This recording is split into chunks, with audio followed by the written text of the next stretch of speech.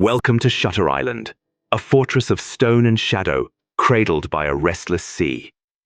It is 1954, and the world beyond the island is mired in Cold War paranoia.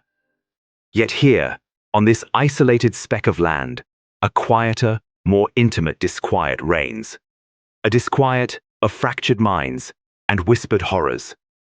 Directed by Martin Scorsese, Shutter Island unfolds with the elegance of a tightly wound clock, ticking inexorably toward revelation.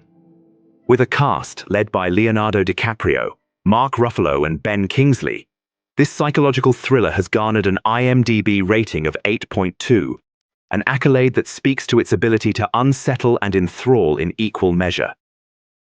Into this eerie world steps Teddy Daniels, a U.S. Marshal burdened by his own invisible weight. He and his partner Chuck are tasked with investigating the disappearance of Rachel Solando, a patient at Ashcliff Hospital. Rachel, they are told, is a woman who drowned her children, yet somehow walks free within the hospital's labyrinthine corridors. But as the island greets Teddy, its winds biting and its cliffs treacherous, the case quickly unravels into something far darker. The hospital staff, cloaked in a veneer of professional detachment, seem oddly resistant to his questions.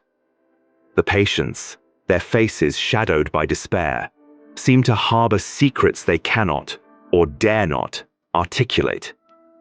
And then there is Teddy himself, a man not so much solving a mystery as becoming enmeshed in one. His past bleeds into his present. The image of his wife, her eyes luminous with warmth, and then with something else, something fractured, haunts him with a persistence no island storm could rival. He is a man searching for the truth, but burdened by the inescapable truth of his own past. What is the boundary, the film asks, between grief and madness, between justice and vengeance, between a hero and the deluded hero of his own mind? Scorsese's direction lends a sense of inevitability to every frame. The sea surrounds the island not as a picturesque backdrop, but as an insurmountable barrier, hemming Teddy in even as his investigation becomes more frantic. The hospital itself is an extension of the mind. Its dark halls, its echoing chambers, all metaphors for the mazes we construct within ourselves. The cinematography is not merely atmospheric. It is psychological, slipping imperceptibly from objective to subjective as the film burrows into Teddy's consciousness. And then, the twist. It lands not as a thunderclap, but as a slow, creeping realization, unraveling everything you thought you understood. It is a moment of reckoning, both for Teddy and for the audience, as the threads of the narrative tighten into an inescapable knot. What is the cost of knowing the truth? The film refuses to provide a neat answer. Instead, it leaves you suspended in a state of profound uncertainty, questioning not only Teddy's reality, but your own assumptions about identity, memory, and the stories we tell ourselves to survive. Shutter Island is not simply a film. It is an experience, a dissection of the human psyche told with precision and depth.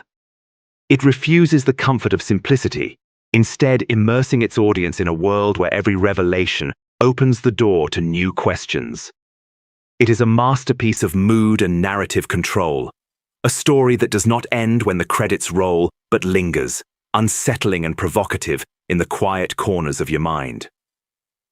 So, I ask you, do you trust Teddy's version of events? Or has the island itself woven its own insidious narrative? Leave your thoughts in the comments below. And if you enjoy stories that blur the boundaries of reality, don't forget to like, subscribe, and share this recap. Until next time, question everything. And remember, the truth may be the heaviest burden of all.